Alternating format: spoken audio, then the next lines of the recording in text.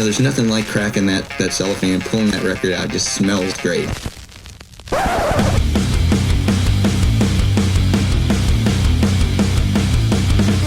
Welcome to BODS Mayhem Hour. Non-stop hardcore energy. I love the show, guys. You're awesome. Unlike any other. With your host, John the Bod, a.k.a. the Bod Father. Man, this stuff rocks.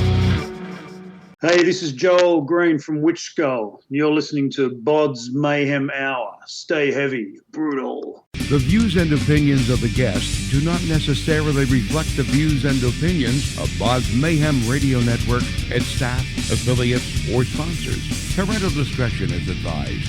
Welcome to BODS Mayhem Radio Network. Hey everybody, welcome to BODS Mayhem Hour. I am your host, John the Bod, a.k.a. the Bod Father, and as always, I'm bringing you guys and gals awesome interviews.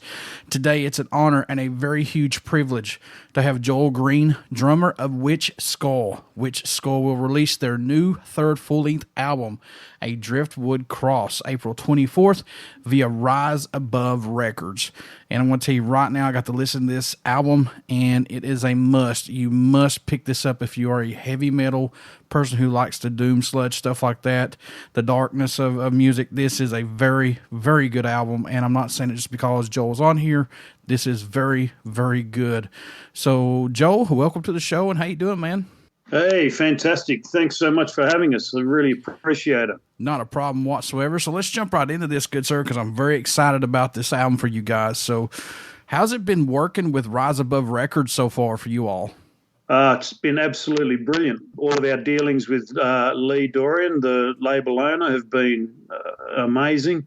It was, for Marcus, our guitarist, it's been his favourite label since its inception. A lot of his favourite bands of all time have been on Rise Above. So when they came and signed us, we still can't believe it. So, yeah, we're very happy, and they've been brilliant to work with. This is Witchskull's third full-length album. Writing this album, did you want to keep it along the lines of 2018's release of Coven's Will, but still bringing that dark doom metal to the forefront?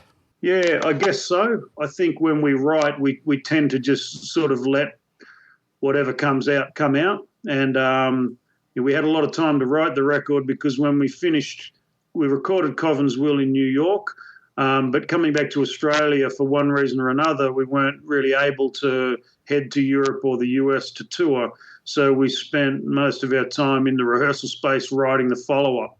So we knew the last album was pretty huge sonically. So we wanted to create something of a similar quality, but a little more organic, less crushed and less modern in that respect, What's impressed or excited you the most, Joel, about making the album A Driftwood Cross, if anything? What sticks out the most for you about this album, man, compared to the other two? I think the fact that we still managed to create a record as organic as it is in relation to, there was no sound replacement of drums. They were just my drums tuned really well and mic'd up. And the fact that we did it without click tracks and just tried to sort of keep it as natural as possible, the way we rehearse and the way we play live. So I feel it's captured a really good sort of, we captured a vibe more than anything, and that's what we were hoping to do. How long did it take to write and complete the album? Look, I think we started writing from when Coven's Will first came out. So I think that was 2 years ago. So we just go into our rehearsal space a couple of times a week. We spend a lot of time there. We really enjoy that sort of process of jamming, hanging out and writing. So over that 2 year period, we had the songs. The label said that they'd like us to record at the end of 2019. So we had the songs ready, and we just set about sort of doing some pre-production demos, fine-tuning some stuff, and then, went to Melbourne to record for 2 weeks. Any tracks standing out more to you than any right now on the album? I know it must change every time you listen to it or every time you talk about it. I know these must be your all's babies, but are there any that stand out for you, good sir? No, what stands out most for me is the fact that it works as a cohesive record, even though there's different grooves going on it. We're big fans of, obviously, Sabbath and Motorhead and Priest and Venom and all the old school sort of metal. But then, we wanted to make a record that didn't sort of hone in on sounding like anyone else, but had an all-round cohesion that sounded like an interesting album made in modern times. So I feel we've captured that. Whether other people think it or not, we'll just have to wait and see.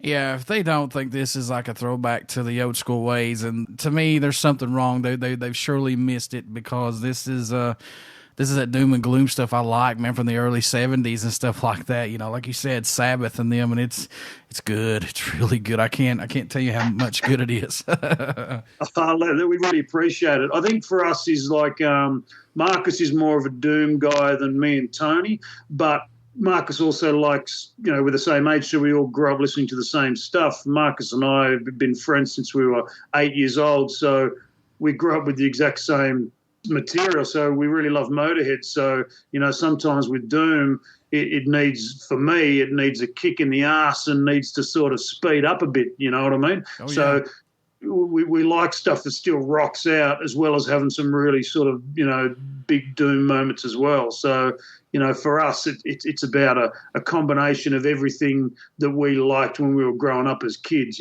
It does. Like I said, there's a mixture of stuff on here, so that it evens out. The whole album does. Yeah, well, that's great. I'm glad that you're feeling that, because that's what we set out to do, and that's what we feel as well. So that's unreal if people can get out of the record what we set out to achieve. So that's fantastic. Was it hard to choose between the current set of songs which one would be the first single you wanted to release for the album? Yeah, look, it can be. We recorded 12 songs for the album, but we always knew we were going to only put 8 on the record. All of our albums have 8 songs just because we're not fans of really long albums. So when we had the 12 recorded, once you go through that process, you start realizing, as you're hearing them back and adding the vocals and everything, you start getting an idea of what you think are the best 8. And luckily, at the end of it, all 3 of us felt the same 8 with the strongest 8. So that was positive. And the fact that This Silent Place was the first song is unusual, because when we tracked it, that was the only version we recorded. So we only played it the once, and after we played it, I didn't really think it was going to make the album, so I didn't really think too much about it. But as we continued the recording process through to the end, it just took on a life of its own, and we felt it sort of had something really different going on for us, so we thought we'd make that the first song, So these 4 songs that didn't make this album, could we see them on an EP down the road or a full length down the road, possibly, or no? It's possible. We don't write them and then dispose of them for any real reason. We just felt that the 8 that made it were the most cohesive 8 to make a solid, strong album. So some of those ideas, 1 or 2 of those, I think are totally worthy of being on the album, but we just didn't put them on because it would have maybe not balanced the album as well. So, yeah, who knows? We may still sort of play some of them live, and they may make the next record. Who knows? We really don't know. So writing these new songs, does it challenge or push you guys to come up with something new and stay fresh with your music? Does it push you out of that box or out of your comfort zone? We're pretty comfortable in our own skin, just being older dudes that have played for a long time. We don't feel the need, to impress anyone, or the need to feel that we have to fit in. And that helps, so that when we go to rehearsals and write, it just, whatever comes out, if we like it, it makes it. And if we don't, it doesn't. So as long as we get all 3 of us on agreeing to something, then it makes the cut no matter what anyone thinks, Now, this was recorded by Jason Fuller of Blood Duster. Let's talk about him a little bit. How was working with him on this? Yeah, look, he's a really good mate of ours. He's produced all 3 albums, except last year's he co-produced it with Billy Anderson, who's done a lot of amazing sort of, he did the Sleep records and a ton of other amazing stuff. So having those two together was fantastic. But Jason is a guy who's really in our corner. He understands exactly how we're supposed to sound. He's able to interpret that and capture those sounds really, really well. And he's just an excellent dude, a really good mixer, a really good producer, engineer. So just having a dude like that who understands what we're trying to achieve and is able to technically achieve that is brilliant. You know, he's excellent. Really good value too. Highly entertaining bloke. Does he get something out of you guys that maybe someone else may not get, possibly, or no? I think he has he knows us really well as people, and I think the fact that he's also Australian and is a similar age to us, he definitely gets how Australian bands are supposed to sound, I guess. Like, I think Australian bands always sound a little bit different. There's an element of sort of chaos, or we call it mongrel, you know, where there's just an element of something that's not as kind of refined as other bands from other countries. And I think it's an important part of making you sound Australian. And that's what I think that he captures that well. It's definitely a warts and all. You can hear that there's fluctuations in timing or errors here and there, but they actually enhance the vibe of the record as opposed to just focusing on precision, you know. Who did the cover photo for this album, man? A good friend of ours, or a couple of good friends of ours, Roy Torkington and a friend of his, Dave. They are really good at sort of capturing images, and then Roy does all of the layout for us. Roy is in a band now called Pod People from Canberra, who was signed, actually did an album with Rise Above back in the early 2000s, I think. But he was also in a band called Alchemist from Canberra back in the day. So working with him's been good. And Dave, because they were able to sort of capture, again, what we were hoping to achieve with the imagery. So I think they did a stellar job as well. Do you see this band still musically growing from the first full-length, The Vast Electric Dark, to the new full-length album, A Driftwood Cross? Do you see growth from that till now? Yeah, I do personally. However, I still think there's cohesion in all three records where you can tell it's the same band. So we're willing to try anything if it suits us to try it. We don't feel, we better not do that because it sounds too removed and people might judge us. You know, however, I still think you can hear all three albums together and hear that it's the same band. And that's important to us because all of the bands that we kind of grew up liking and still like to this day, there's differences, but there's still cohesion that it's the same band. What do you hope everyone takes away, or message you hope they hear while listening to any of Witchskull's music in general? What do you hope that they get from it, man? I just hope they can listen to it and not just hear it, but sort of feel it and just see that it's done in a more organic way and just focus more on something to groove out to as opposed to overanalyze for its kind of technical perfection, because that's not what we're about. We're about groove and vibe, you know. All right, Joel, what can fans expect at a show from Witchskull who have not got to see you guys live as of yet? What are they going to get when they come to see you? That's, you never know. Yeah, we like live, you know, we tend to, you know, work our asses off. You know, we absolutely love playing live, and there's no room for posturing or pretension. We'll give it our all, and we'll be as exhausted as the people in the front row by the time we finish. Since almost everyone is in quarantine from the coronavirus, do you think concerts and festivals will have the same impact as before with sales, or do you think this may hurt it in the long run after all this is over? Personally, I don't think it will have an effect long term, but I think over the next couple of years it's going to throw a lot of things into chaos. But I think at the end of the day, there's something about live music that people that are really into it need it in their life. It's therapeutic, it's a way of life, and it's something that's really important. So I don't think that'll happen.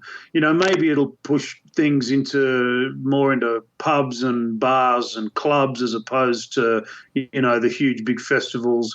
And, that's not a bad thing. Always the best way to see a band is, a couple hundred people in a club. That's when all the best stuff you'll ever see. And that's a good thing, because as much as all the bands we've talked about today, we love them, they're well beyond that stage of being a club band. And there's something to be said for, sweating with the people as opposed to being, 20 feet from them.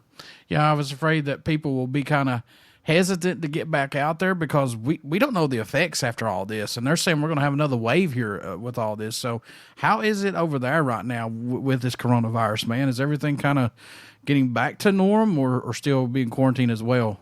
No, we're still, my daughter starts homeschooling, on Monday. So there's things like that, but I'm still going to work because I'm the only one in my office at the moment because I've got 2 colleagues working from home. So, yeah, look, it's different. It's, we're not in as bad a place as what New York is. We've seen how bad it is there. So I know the US is going through a lot tougher time than Australia is with the number of cases.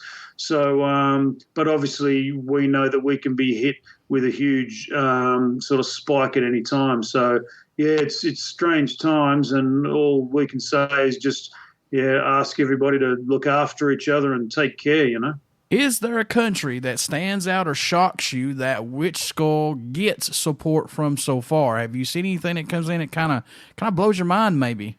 No, we've had pretty decent sort of feedback from every country, from every review or every person that sort of bought our stuff. So no, I think at the end of the day, perhaps there's a universalness to what we're doing because it is taking a step back from overproducing, as in overproducing to have really, sound replacement and, sound, like quantized drums and making everything so tight and perfect.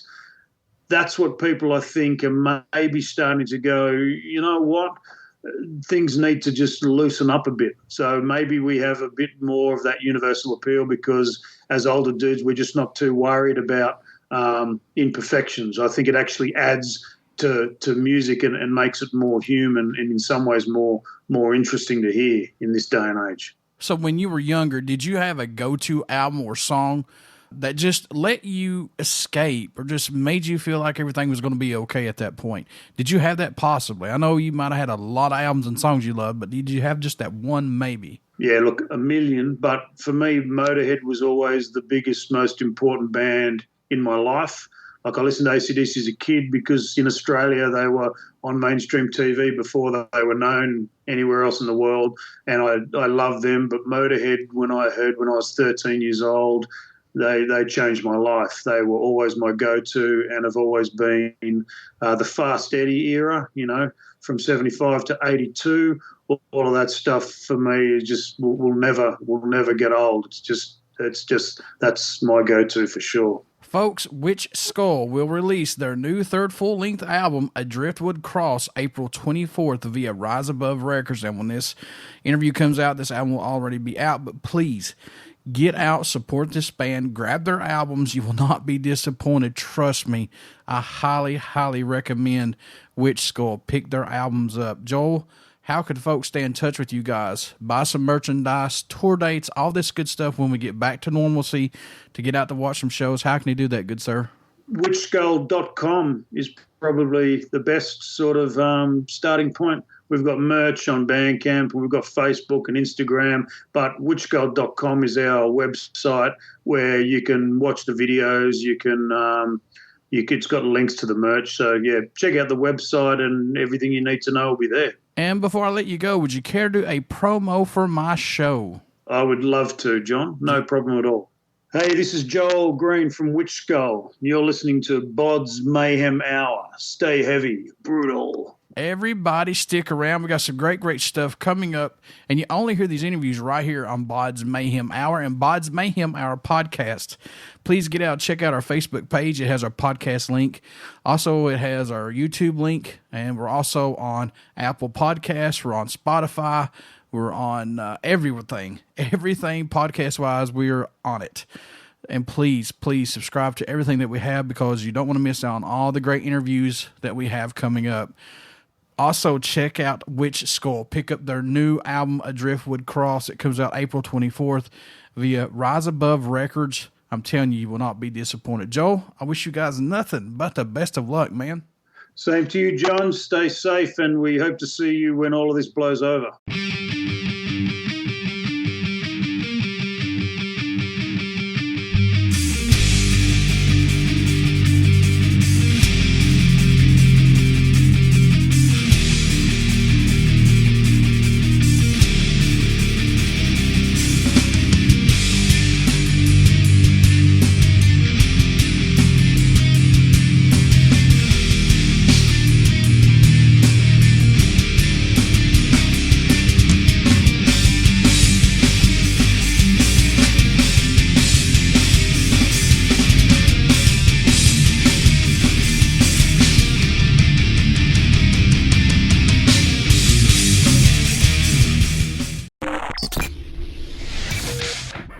You're listening to BODS Mayhem Hour. Follow us on Facebook, Twitter, and Instagram.